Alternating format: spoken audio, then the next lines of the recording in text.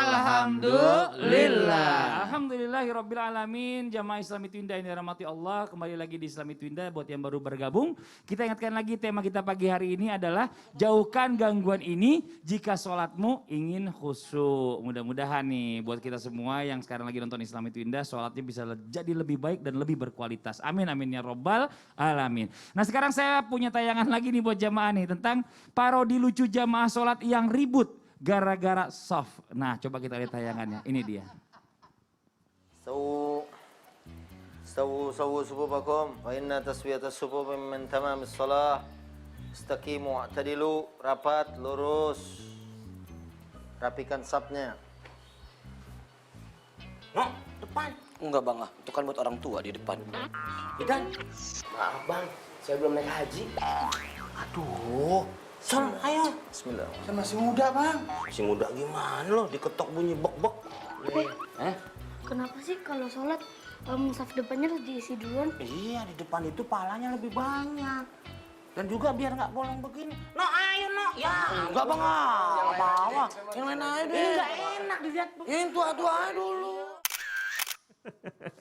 Ini dia ya orang yang nggak tahu bicara masalah tentang keutamaan saf pertama. Bener. Kadang-kadang tuh orang tuh nggak paham. Nah kalau Ustaz Syam nih, tadi di tayangan barusan kita paling sering lihat banget kejadian sehari-hari. Sampai akhirnya sholat jadi nggak khusyuk dan malah keganggu. Nah ini apakah termasuk gangguan yang ketiga juga nggak sih? Mohon izin penjelasannya Ustaz Syam nih, silakan. Baik, bismillahirrahmanirrahim. Tabi guruku Ustaz Maulana Habib Muhammad yang dimuliakan Allah Subhanahu wa taala, Mas Fadli yang dimuliakan Allah serta Amin, guru-guru kami yang dimuliakan Allah Subhanahu wa taala. Bismillahirrahmanirrahim. Tadi kepotong videonya. Jadi Ustaz Subki baru mau menjelaskan tentang keutamaan saf yang paling awal karena innallaha wa malaikatahu yusalluna ala sufufil awal. Sungguh malaikat itu bersalawat kepada siapa bersalawatnya? Kepada orang-orang yang berada di saf pertama. Lalu baginda Nabi SAW pernah dalam sebuah riwayat mengatakan bahwa seandainya umatku tahu, seandainya para kaum muslimin tahu bahwasanya saf pertama itu keutamaannya seperti ini dan seperti ini karena tapi kan kita tidak tahu nih bagaimana bentuknya pahala. Kata baginda Nabi seandainya mereka tahu keutamaan azan dan berdiri di saf pertama ketika sholat, maka tidaklah mereka sholat itu kecuali diundi dulu. Siapa nih hari ini yang saf pertama? Diundi lagi. Siapa di sholat asar? Oh giliran saya dong sholat asar di saf pertama. Giliran saya dong di sholat maghrib saf pertama. Maka pentingnya menjaga saf tadi. Maka gangguan bisa dihilangkan dengan cara selanjutnya yakni menjaga saf salat kita. Menjaga saf salat kita bukan berarti kita salat niatnya cari kelingking orang, enggak begitu maksudnya. Menjaga saf salat kita bukan berarti kita salat mana nih bahu ketemu bahu, enggak juga. Tapi itu memang kesempurnaan dalam saf. Ya, jadi kalau dijelaskan dalam literatur guru-guru kita disebutkan bahwasanya para ulama mengatakan bahwasanya disunnahkan memang untuk merapatkan saf itu, tapi bukan menjadi syarat sah salat. Bukan menjadi rukun sholat ketika berjamaah, merapatkan saf. Karena banyak muncul pertanyaan sekarang, gimana sholat berjamaah pandemi ini, berjarak, tidak sah dong berjamaah kita. Oh padahal merapatkan saf itu tidak keluar dari lisan baginda Nabi SAW. Ini yang harus teman-teman milenials juga harus pahami nih. Mungkin kita mendengar atau pernah ikut, ya kan baru hijrah tiba-tiba ikut sholat berjamaah. Oh orang begini semua kakinya, oh saya juga harus begini, oh ini yang benar. Enggak, jadi kita harus pahami bahwa ternyata Rasulullah SAW mengingatkan para sahabat. Kata baginda Nabi SAW, aqimu sufufakum. Dalam riwayat lain, sawu sufufakum. Rapatkan barisan kalian, tegakkan saf kalian. Karena sesungguhnya aku bisa melihat kalian daripada punggungku. Ketika baginda Nabi SAW mengatakan hal tersebut, maka sahabat itu merapatkan safnya, bahkan ada salah seorang sahabat langsung menempelkan Ka'bain, langsung menempelkan yang namanya mata kaki dengan mata kaki sahabat yang lain. Lalu sahabat ini juga menempelkan bahunya dengan bahu sahabat yang lainnya. Jadi bukan dari lisan baginda Nabi SAW. Jadi sahabat ini dari sahabat Anas bin Malik radhiyallahu an. Jadi beliau mengatakan ada sahabat yang langsung menempelkan ini semua. Lalu apakah ini menjadi hujjah?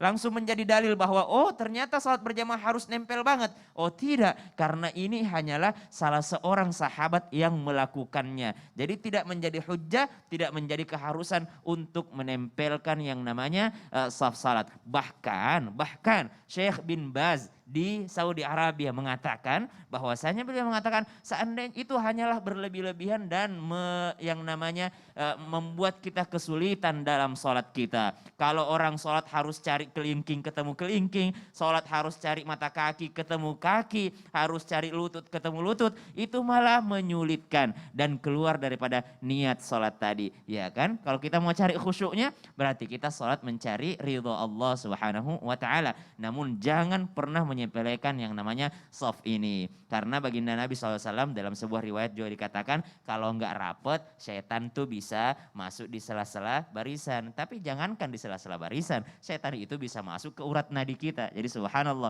bukan masalah menyempurnakannya tadi ya. Jadi soft itu adalah menambah kekhusyuan kita ketika di dalam sholat kita. Wallahu a'lam. Masya Allah, jadi bicara masalah tentang soft ini penting banget ya. Penting sebenarnya ternyata, Mas Ternyata Fadli. kalau misalnya kita bisa datang di paling depan, kenapa harus kita nungguin orang kasih orang yang di depan gitu loh, Benar. sayang. Cuman yang Ah, ah. tahu diri di belakangnya pas imam itu adalah naibnya imam. Iya, imam yang berikut. Kalau Kalau sampai misalkan- imamnya batal. Nah sekarang kita lanjut lagi nih. Nih Habib nih, Bib. Mohon izin Bib, yang tadi dijelasin dong Bib. Ini gimana tiba-tiba kalau kita lagi sholat. Ya tiba-tiba ada mungkin tamu datang, ada telepon bunyi. Atau mungkin kalau buat ibu-ibu yang di rumah nih. Aduh tadi lagi masak itu, jangan-jangan udah gosong lagi. Nah ini bagaimana nih Bib nih? Mengatasinya, apakah ini termasuk dari gangguan jin juga atau bagaimana Bib? Baik. Penjelasannya silakan. Siap. Bismillahirrahmanirrahim. Kalau seandainya misalnya orang datang, kita lagi sholat. Ustaz Maulana ntar, Assalamualaikum. Tok, tok, tok. Enggak, Ustaz tamunya. Soalnya kita bertamu. Iya. Assalamualaikum. Assalamualaikum. Kita Assalamualaikum. ngomong di dalam hati nih, ini ada tamu, batalin jangan nih. Dalam hati kita nih, Iya. batalin jangan. Assalamualaikum. Batalin jangan nih. Ketika kita taradud dalam niat, tidak ketika sholat, batalin jangan. Pada saat itu sholat kita sudah batal. Allahumma sholli ala sayyidina Ya, Muhammad. karena sudah ada inqita', sudah memutuskan niat, batalin jangan, batal. Oh. Nah, nggak boleh seperti itu. Jadi memang setiap sesuatu itu jadi was-was juga. Was-was dari syaitan dan was-was dari manusia. Iya, Tapi dalam setiap sesuatu itu harus ada ilmunya supaya sholat kita itu tidak rusak. Banyak orang yang seperti itu lagi sholat nih, tamu nih, atau janji misalnya. Nih Fadli mau datang, Iya, mau betul. sholat zuhur nih. Nih kalau Fadli datang saya batalkan. Allahu Akbar. Nih kalau Fadli Assalamualaikum saya batalkan. Itu sudah batal. Walaupun belum Assalamualaikum. Niat membatalkan di dalam hati itu udah membatalkan Sudah sholat. Baru membatalkan kedengaran sholat. mobilnya masuk. Itu sih, itu Fahdi datang tuh.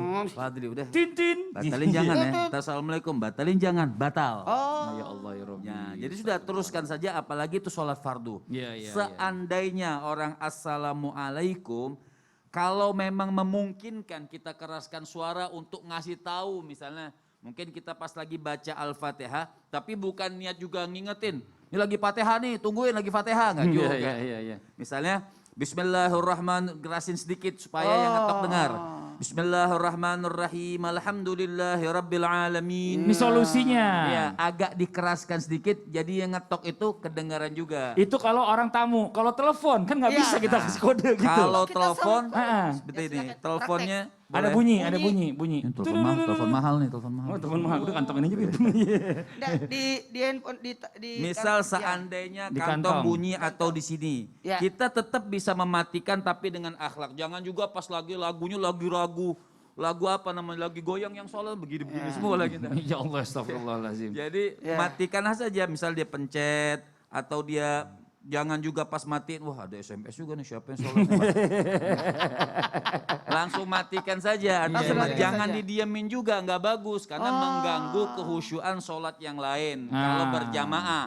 Kalau kita lagi sendiri bisa juga kita matikan kalau sampai mengganggu kita juga. Matikan lalu kantongin lagi. Kalau teleponnya penting Bib, ini bosnya yang telepon. Mau bos kita kan lagi sama Allah Subhanahu wa Oh, taala. besar lagi. Masya Allah. Kita lagi sama Allah. Bos ini ciptaan Allah Benar. Subhanahu wa taala. Bos juga harus paham dan mengalah dengan Allah dan wajib Masya itu. Allah. Nah, kalau lagi orang sholat. kebelet. Bukan, ntar dulu Ustaz, yang kompor dulu saya udah janjiin ibu-ibu lagi masak. Oh, lagi Iya kan yang masak. lagi Ya. masak, takut gosong. Ya. Nah kalau lagi masak takut gosong kan juga belum, itu kan was-was aja kan belum kecium apa-apa. Belum. Belum kecium juga, gosong jangan batalin nih. Nah itu juga sudah batal, nggak boleh. Oh. Teruskan saja sholat, tapi kalau mau dipercepat boleh saja.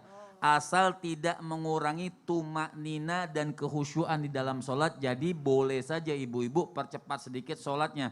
Supaya bukan masalah tidak khusyuk, menjaga semuanya. Tetap khusyukkan, hadirkan hatinya, dipercepat supaya tidak terjadi juga sesuatu yang mudarat. Seperti itu. Nah terus satu lagi tadi Ustadz Mona sedikit aja Bib. Kebelet. Kebelet. Kalau seandai kata kebelet nih, kebelet yang kalau memang bisa masih ditahan, silahkan ditahan. Kalau memang masih bisa. Iya. Tapi kalau memang sudah tidak bisa lagi, silahkan dibatalkan, diluruskan dulu hajatnya, kemudian dia kembali dalam sholat. Masya Allah, jazakallah khairan kasiran. Ini jelas banget nih semuanya udah disampaikan sama Bib nih, Bib. Nanti kita lanjutin lagi Bib ya. Afwannya karena udah 0 kan. Udah 0, iya bener.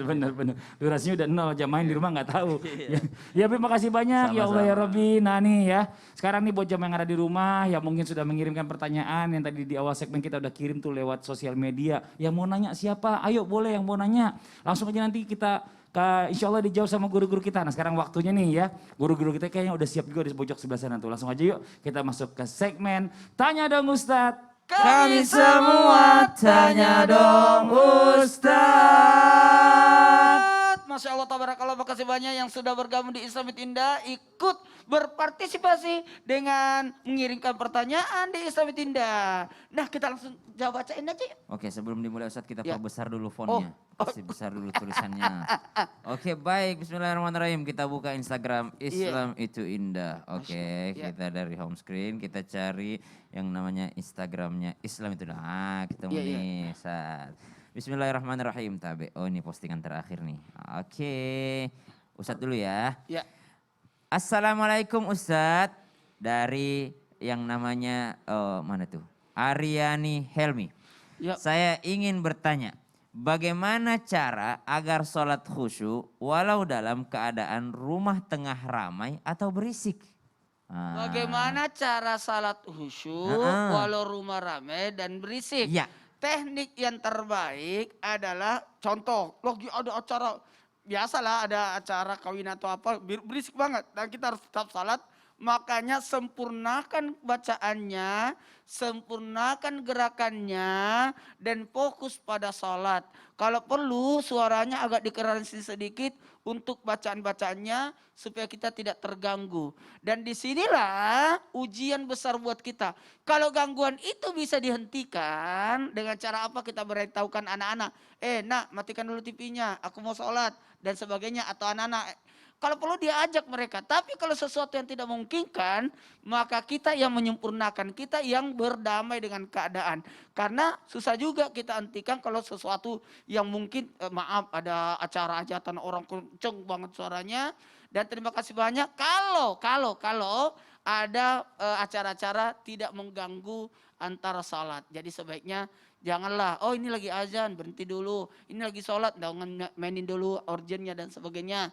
Dan ini contoh, kalau dalam lingkup rumah sendiri, sebaiknya inilah gunanya ada azan dan ada iqamah. Azan itu panggilan untuk sholat, iqamah itu untuk mendirikan sholat. Jadi kalau perlu jangan dulu iqamah kalau belum siap semua. Udah siap semua, udah rapi semua, baru kita iqamah supaya tidak terjadi gangguan. Oh, ini juga termasuk berarti suara anak kecil lagi main, semuanya seperti gangguan-gangguan Ustadz ya. Iya. Baik, Tabe, pertanyaan kedua Ustadz.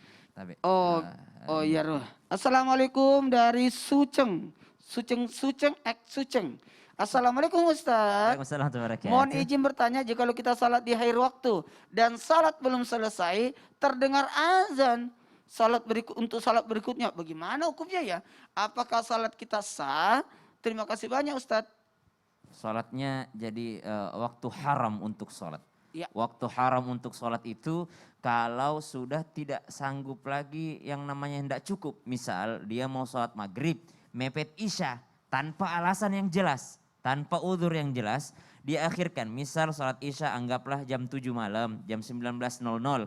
Ketika dia asyik bermain atau asyik dengan kesibukan yang melalaikan, bukan sesuatu yang udzur, misalnya perjalanannya disebut dengan udzur, misal dia dalam keadaan kebelet, ya itu semua udzur. Tapi ada juga orang-orang yang disibukkan dengan dunia, lalu dia mengakhirkan sampai misalnya jam 6 lewat 50 atau jam 6 lewat 55. itu adalah waktu yang mana sangat mepet untuk melaksanakan 3 rakaat yakni maghrib. Maka itu disebut dengan waktu haram sholat. Jadi waktu haram sholat. Berarti kita tidak usah sholat. Bukan berarti kalau Anda tidak sholat maka itu juga bertambah dosanya. Sekarang pertanyaannya, sah apa enggak sholatnya? Tetap sah tapi dia berdosa. Kenapa? Karena melambat-lambatkan sholatnya, sudah masuk waktu haram untuk sholatnya. Apalagi tidak ada uzur seperti sakit, seperti dalam perjalanan, ataupun misalnya ada hajat, misalnya dia mau ke toilet dahulu, maka itu adalah termasuk daripada fawailul lil musallin alladzina hum an salatihim sahun. Orang-orang yang lalai di dalam sholatnya. Wallahu a'lam. Lanjut pertanyaannya Ustaz. Iya. Oke. Kadang ada juga nih lagi sholat ini suka ada yang lebih parah daripada berisik Ustaz. Apa itu? Mondar-mandir di depan kita. Lewat di depan. Lewat di depan kita. Bagaimana caranya itu Ustaz? Dan solusinya bisa Kak? Jangan lewat dulu, ditahan Ya. bagaimana itu Ustaz? Nah, kita akan bahas sesaat lagi setelah ini ya, karena durasinya nggak mungkin, karena Ame sudah angkat angka 0. Ame itu jadi siapa, Ustaz? ya FD. Oh FD. Jadi, Iya. jadi sebaiknya kita bahas sesaat lagi Siap. tentang yang mondar mandir bolak-balik Iya itu di benar depan itu kita. Ustaz. Baiklah kalau begitu jamaah jangan kemana-mana, tetap di Islam itu indah. Jamaah, Jamaah, oh jamaah, alhamdulillah.